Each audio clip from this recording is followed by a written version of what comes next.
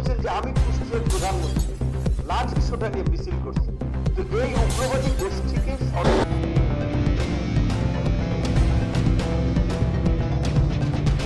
নুরুল হক নূর ঢাকা বিশ্ববিদ্যালয়ের ভিপি হয়েছে, ছাত্র জনতার ভোট পেয়েছে, ছাত্র শিবির ভোট দিয়ে বানাক। আসসালামু আলাইকুম ভিউয়ার্স, দেশ ও দেশের বাহির থেকে যারা আমার ভিডিওটি প্লে করেছেন জানাচ্ছি আন্তরিক শুভেচ্ছা ও অভিনন্দন। আশা করি সবাই ভালো আছেন, সুস্থ আছেন, আলহামদুলিল্লাহ। তো ভিউয়ার্স, মেঘ যেদিকে ছাতা সেদিকে, ঠিক বর্তমানে বিএনপি সরকারের প্রতিমন্ত্রী ভিপি নুরুল হক নূরের বিরুদ্ধে সাংবাদিক ইলিয়াস হোসাইনের প্রতিবেদন ফাঁস হওয়ার পর থেকে বের হয়ে আসছে নানান ধরনের কেলেঙ্কারি ও কালো চক্র। কিভাবে তিনি এতদূর পর্যন্ত উঠে এসেছেন, মানুষের সাথে চাঁদাবাজি ও ডলে নামক একজন মহিলা সহ আরও অনেক মহিলার সঙ্গে তার অনৈতিক সম্পর্ক এবং সংসারের প্রতিস্থাপনও ছিল। ঠিক এই মুহূর্তে শুধু তাই নয়, যেন কোটি কোটি টাকার পাহাড়ের অঙ্গরাজ্য গড়েছে এই ভিপি নুরুল হক। দর্শক, আমরা আরো বিস্তারিত প্রতিবেদন জানবো রিপোর্টে। সো ভিডিওতে যাওয়ার আগে ছোট রিকোয়েস্ট করবো, যারা চ্যানেলটি সাবস্ক্রাইব করেননি সকল আপডেট সবার আগে জানতে অবশ্যই চ্যানেলটি সাবস্ক্রাইব করে পাশে রাখবেন। দর্শক আসুন স্ক্রিনে। আজকে অর্থের বিষয়টা আমরা জানতে চাই, ঠিক আছে? তখন নুরুল হক নূর জিজ্ঞাসা করে, এই ফাহিম অর্থের হিসাবটা দিয়ে দাও তো। তখন ফাহিম বলে, ভাই একটু বাকি আছে। আচ্ছা ঠিক আছে, তাহলে তুমি পরের মাসের হিসাবের সঙ্গে দিয়ে দিও। সম্প্রতি ফাহিম এলাকায় বিশাল আলিশান এক ডুপ্লেক্স বাড়ি করেছেন, যা ওই এলাকার মানুষকে চমকে দিয়েছে। শুধু বাড়ি নয়, সামান্য একজন পশু ডাক্তারের ছেলে ফাহিমের ছোট দুই ভাই প্রতি মাসে নতুন নতুন মডেলের মোটরসাইকেল, আইফোন, এমনকি টাকার গরমে জন্মদিনে একসাথে একাধিক কেক কেটে উদযাপনের তথ্য আমাদের হাতে এসেছে। সম্প্রতি ফাহিমের বিয়েতে প্রায় 1.5 কোটি টাকা খরচ করেছে। কয়েক হাজার মানুষকে দাওয়াত দিয়ে করা বিশাল সেই অনুষ্ঠানের টাকার উৎস কোথায়, সেটাও এলাকার মানুষকে অবাক করেছে। নুরু সম্প্রতি ডলি নামে আরেকজন নারী ক্যাশিয়ার নিয়োগ দিয়েছেন, যার মাধ্যমে বিভিন্ন তদবির বাণিজ্যের টাকা সংগ্রহ করা হচ্ছে। ডলি এখন দলের গুরুত্বপূর্ণ ভূমিকা পালন করছেন, তবে তার এই অর্জনের জন্য তাকে অনেক কিছু বিসর্জন দিতে হয়েছে। ডলি, হ্যাঁ ডলি চট্টগ্রামের মেয়ে, এবং সে কোন আসন থেকে, চট্টগ্রামের কোন আসন থেকে জানি প্রার্থী হয়েছিল গণ অধিকার থেকে। ওই মেয়েটা 15 দিন বিপিনুরের বাসায় ছিল, এটা রাজসাক্ষী আমি। এই মেয়েটা চট্টগ্রামে আপনার ঠিক একেবারে প্রথম যুব অধিকার পরিষদের কমিটি আনি আমি ঢাকা থেকে, এবং ওই মেয়েটা আমার সাথে ছিল জুনিয়র, ঠিক আছে? কিন্তু মেয়েটা একটা পর্যায়ে নূরকে এমন একটা ব্ল্যাকমেইল করছে, যেটার কারণে নূর ওর কথা ছাড়া কিছু করতে পারে না চট্টগ্রাম। আচ্ছা, 15 দিন ওর বাসায় ছিল।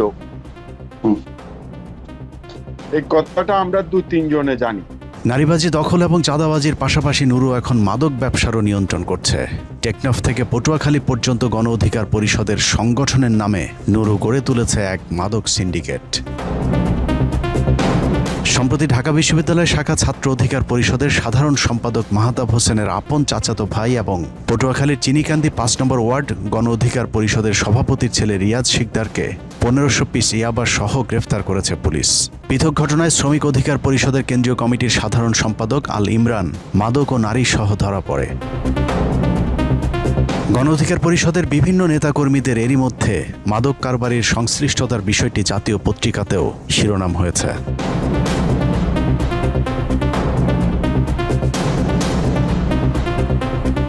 ভিডিওটি শ্রমিক অধিকার পরিষদের পৌর সভাপতি শহীদের চাঁদাবাজির। সিনেমা স্টাইলে চাঁদাবাজির ভিডিও ভাইরাল হলে তাকে দল থেকে বহিষ্কার করে নুরুল হক নুরু। তবে সূত্র জানায়, খাতা কলমে বহিষ্কার করা হলেও বাস্তবে শহীদ এখনও নুরুর ঘনিষ্ঠ হিসেবে সংগঠনের সাথে থেকে চাঁদাবাজি চালিয়ে যাচ্ছে। গণ অধিকার পরিষদের স্থানীয় নেতাদের লুটপাট আর দুর্নীতি অতীতের সব রেকর্ড ভেঙে দিয়েছে। এমনকি দুস্থ মানুষের জন্য বরাদ্দ নিম্নমানের চালে পর্যন্ত ছবল বসিয়েছে স্থানীয় গণ অধিকার পরিষদের নেতারা।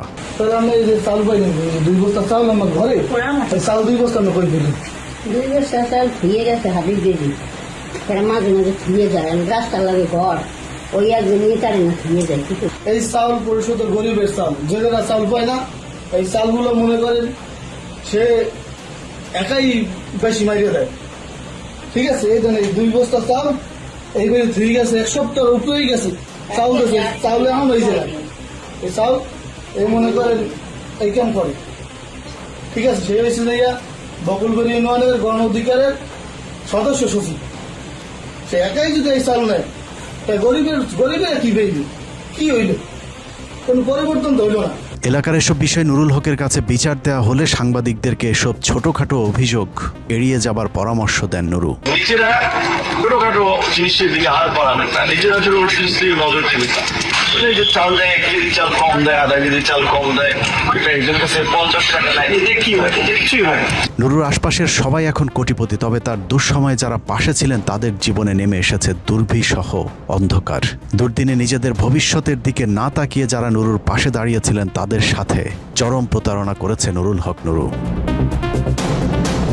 2018 সালে কোটা সংস্কার আন্দোলনকে কেন্দ্র করে নুরুল হক নুরুর উপর উপর্যুপরি হামলার সেই দৃশ্য দেখার পর নুরু এদেশের কোটি মানুষের মনে জায়গা করে নিয়েছিলেন।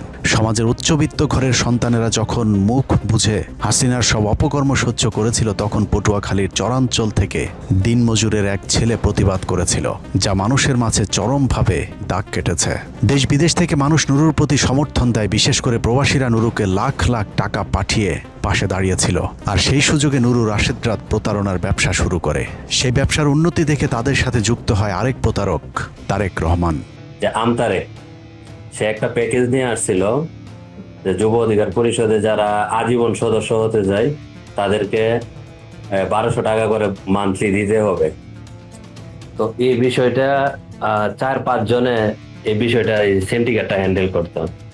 তো এইভাবে তারা 6-7 মাস তারা এটা কন্টিনিউ করছে। 150+ সদস্য ছিল। তো 7 মাস পরে ওই সময়ের যুবর যে আহ্বায়ক ছিল আতাউল্লাহ, তাকে বলার পরে তো এই বিষয়টা জানাজানি হয়। তারপরে তার বাটপারি ধরা পড়ে। তো ধরা পড়ার পরেও সে অনেক গরিমসি এটা সেটা বলে, কিন্তু মোটা অঙ্কের একটা ব্যালেন্স সে হাতিয়ে নিয়ে যায়। সব মেম্বারদের সে হোয়াটসঅ্যাপে নক দেয়, হ্যাঁ, এবং বিকাশ নাম্বার দেয় হচ্ছে আমার গাড়িটা সমস্যা হচ্ছে, তোমরা আমাকে একটু হেল্প করো। তো আমি আর সাইফুল ভাই বা হারানে সাইফুল ভাই দেখি আমার হোয়াটসঅ্যাপে একই মেসেজ, সাইফুল ভাইয়ের হোয়াটসঅ্যাপে একই মেসেজ, আরেকটা আরেকটা ছেলে ছিল ওর ফোনেও মেসেজ।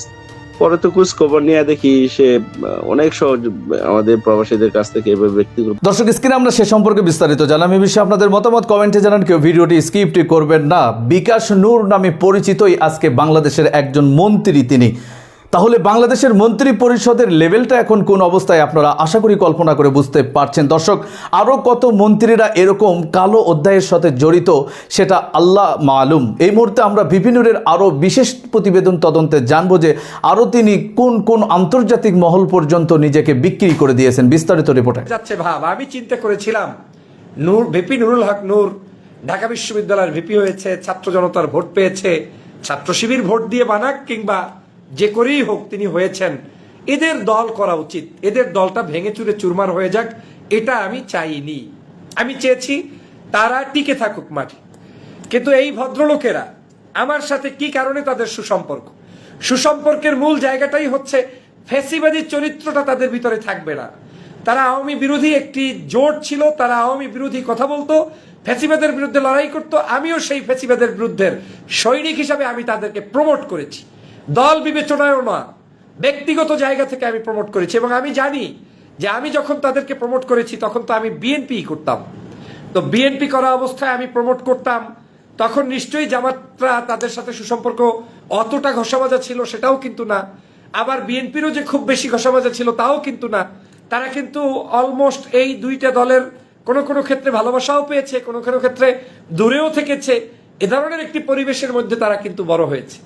সেই সময়ে দুর্দিনের বন্ধু ছিল ডক্টর ফয়জুল। তার মানে নীতি এবং আদর্শের কারণেই আমি আপনাদেরকে ভালোবেসেছি। আজও আপনাদের কারোর সাথে আমার জমি যাওয়ার গ্যাঞ্জাম নাই। নুরুল হক নূর হাজার হাজার কোটি টাকার মালিক হবে না রাশেদ সাহেব সচিবালয়ের টেন্ডার নিবে, এ নিয়ে আমার কোনো ধারণা নাই। আমি পৃথিবীর একমাত্র ব্যক্তি, আপনি খুঁজে দেখেন, এটা পৃথিবী বললাম, বাংলাদেশ অন্তত আপনি খোঁজেন, যে সুদিনে দল পরিবর্তন করা লোক। বিএনপি ক্ষমতায় আসছে, আপনি যদি বুঝতে পারেন আমি ডক্টর ফয়জুল হক রাজনীতি করছি, আমি এটা বুঝি না। তারপরেও আমার কাছে মনে হয়েছে 5ই আগস্টের পরবর্তী সময়ে রাজনৈতিক যে ভাষায় আমি কথা বলেছি সেই 16 বছর পর্যন্ত ওই ভাষাটা আমার কাছে মনে হয়েছে পরিবর্তন না করতে পারলে বিএনপি আমি করলেও টিকতে পারবো না, আর করলেও সেটা জনগণের বান্ধব কথা বলতে পারবো না। কারণ আমি কথা বলেছি সাইদি সাহেবের পক্ষে, আমি কথা বলেছি যুদ্ধাপরাধী নিয়ে মিথ্যা বানোয়ার যে মামলা করেছে, হামলা করেছে, জামাতের উপরে জুলুম করেছে, আমি তার বিরুদ্ধে কণ্ঠ উঁচিয়ে কথা বলেছি। এখন আমাকে কথা বলতে হবে প্রতিদিন জামাত শিবিরের বিরুদ্ধে, প্রতিদিন যাদের পক্ষে বলেছি তাদেরই বিরুদ্ধে। কেন রে ভাই? তাহলে তো আমার সেই মুখটা জনগণের কাছে সম্পূর্ণ স্বার্থের কারণে বাকিয়ে কথা বলতে হবে। আমি ভালোই জানি বিএনপিতে কি রাশেদ নূর আমার চেয়ে বড় কোনো ভোকাল। আমি ভালোই জানি যে বিএনপির যদি আমি সুন্দর মতো জায়গা মতো একটু তৈল দিয়ে চলতে পারি, 5ই আগস্টের পরবর্তী আজকের যেখানে জীবনে বিএনপির কোনো একটা ভিডিও ক্রিয়েট পর্যন্ত যে ভদ্রলোক করে নাই, সেই ডাক্তার জাহেদরাও তো এখন উপদেষ্টা পরিষদে আছে। কিন্তু আমি শুধুমাত্র আমি চিন্তা করেছি জনগণ আমার ভালোবাসার জায়গাটা যেখান থেকে তৈরি হয়েছে আমি এটা নস্যাৎ করতে দিব না। তাতে আমার এমপি মন্ত্রিত্ব দেরি করে হলেও সমস্যা নাই। আমি যদি আপনি যেই রাশেদ সাহেবরা আমাকে মানে বিভিন্নভাবে বিতর্কিত করার জন্য পোস্ট পজিশন চেষ্টা করছেন, কথা বলার চেষ্টা করেছেন, জনাব রাশেদ সাহেব ঝালকাঠি 1 আসনে নির্বাচন করেছে ডক্টর ফয়জুল। ধানের শীষ প্রতীক নিয়ে নির্বাচন করি নাই, দাড়িপাল্লা প্রতীকে নির্বাচন করেছি এবং ওই আসনে দাড়িপাল্লা জীবনে নির্বাচন করেছে 2 বার, একবার 91 এবং 96। সেই জায়গায় দীর্ঘদিন পর্যন্ত জোটের কারণে ওখানে নির্বাচন করত বিএনপি আওয়ামী লীগ। সেই জায়গার দাড়িপাল্লা প্রতীকে আমাকে হারানো হয়েছে 6000 ভোটে। আমি রিয়েল এমপি, সেখানের জনতার এমপি, দাড়িপাল্লা প্রতীক সেখানে বিজয়ী হয়েছে। ধানের শীষ কিন্তু সেখানে রিয়েলি হতে পারে নাই। তারপরেও গেজেট আকারে প্রকাশ পেয়েছে নাম, আমার নাম সেকেন্ড, আপনার ধানের শীষ প্রথম। আর আপনাকে সি গ্রেডের ক্যান্ডিডেটকে একটা অঞ্চলে এমপি প্রার্থী বাড়িয়ে সেখানে তাদেরকে থার্ড হইতে হয়েছে। ফার্স্ট হয় জামাত, সেকেন্ড হয় স্বতন্ত্র, থার্ড হন আপনি রাশেদ সাহেবরা। এখন একটু এলাকার রাজনীতি, জনগণের ভালোবাসা বিচার করে কথা বলবেন। এই যে বাস্তবতাটা, মানুষের ভালোবাসা। দর্শক, স্ক্রিনে আমরা সে সম্পর্কে বিস্তারিত জানলাম। সো ভিডিও পর্যন্ত ভালো লাগলে লাইক অ্যান্ড কমেন্ট করবেন। দেশের সকল আপডেট সবার আগে জানতে অবশ্যই চ্যানেলটি সাবস্ক্রাইব করে পাশে রাখবেন। দেখা হবে পরবর্তী ভিডিওতে ইনশাআল্লাহ। আসসালামু আলাইকুম ওয়া রাহমাতুল্লাহ।